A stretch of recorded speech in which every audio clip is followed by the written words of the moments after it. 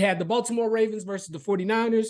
Baltimore jumps out on San Francisco early, ends up beating them 33-19. Brock Purdy, 18 of 32, 255 yards, 4 interceptions. He was also sacked twice. Christian McCaffrey, 14 rushes, 103 yards, 1 touchdown, and 6 catches for, I think, 28 yards. Brandon Ayuk, 6 catches, 113 yards. George Kittle, 7 catches, 126 yards. On the flip side, outside of Lamar Jackson and Zay Flowers, nobody else on the offense really did anything. Lamar Jackson, 23 of 35, 252 yards, 2 touchdowns, and 45 rushing yards. Zay Flowers, 9 catches, 78 yards, and a touchdown. I'm gonna let you take this one first, bro. I mean, the story of the game was them 4 interceptions. Yeah. I mean, they always got the ball in decent field possession. I mean, the first drive looked like they were just going to run their offense as they've been all year. And then he just started throwing picks. Then that was really the story of the game. But to the Ravens' credit, they did what you're supposed to do when you get turnovers, they score. Yeah. So with that being said, they're in the front seat for the Super Bowl. The road to the AFC Championship game is in Baltimore this year. And right now, they looking pretty good. They're probably the most believable team in the AFC right now. I would agree, and you know how much I fucking hate Baltimore, but I can't argue with that. I do agree to your point.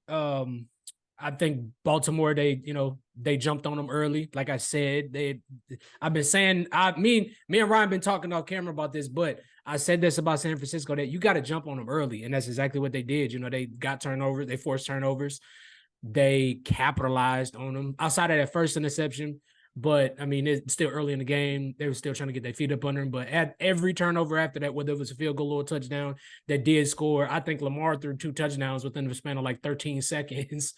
If I'm not mistaken, in the third quarter. So I got to give it to Lamar. Lamar played extremely well this game.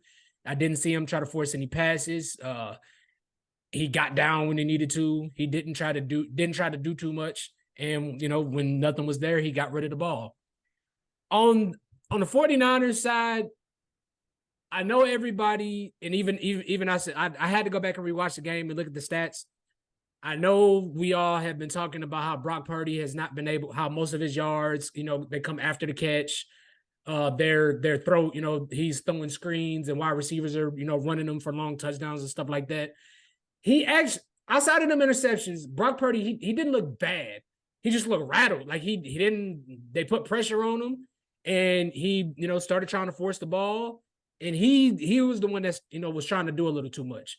Because I mean, he did still manage to get 255 yards.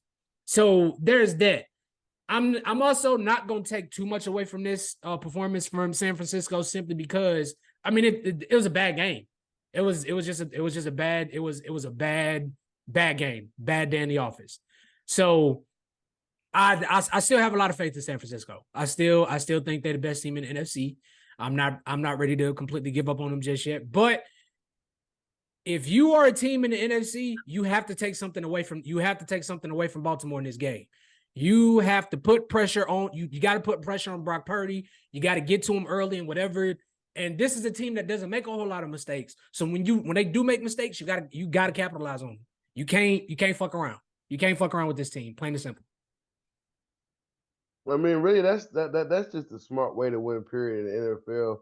Don't let the game linger on because you're settling for field goals after turnovers or you're going for it on 4th down, like other teams that we'll probably talk about later, instead of getting points. But I mean, hey, hats off to the Ravens. This is probably the best game they've played together as a whole football team the whole season, and it's really hard not to see them making the Super Bowl. It's really hard not to because, I mean, who else is going to challenge? Maybe Miami? Yeah. I mean, in the AFC, I feel the same about the AFC as I do about the NFC. I'm not super confident in any team outside of Baltimore. This is a while. I mean, compared to the last couple of years where it could have been the Bills, it could have been the Bengals, could have been the Chiefs.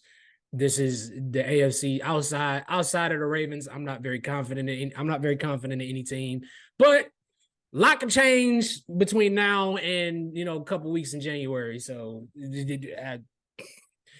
I'm not making no suggestions just yet. I can also say that regardless of the San Francisco loss, Christian McCaffrey does still look like the best running back in football currently. I don't see nobody else competing with him for that. I mean, if he gets MVP, I would not be mad. I'm not either. I wouldn't be either. I mean, he's had a hell of a season. Him getting traded to San Francisco is probably the best thing to happen in his career because he was going to get broke the fuck up in Carolina. I mean, we saw what the fuck they are this year. I mean, don't you just find it funny in Carolina? He couldn't stay healthy, but he get to San Francisco. I think he's only missed like 3 games just being there. Well, hell, when you playing behind Trent Williams and one of the best blocking offensive lines in football, it's kind of easy to stay healthy. So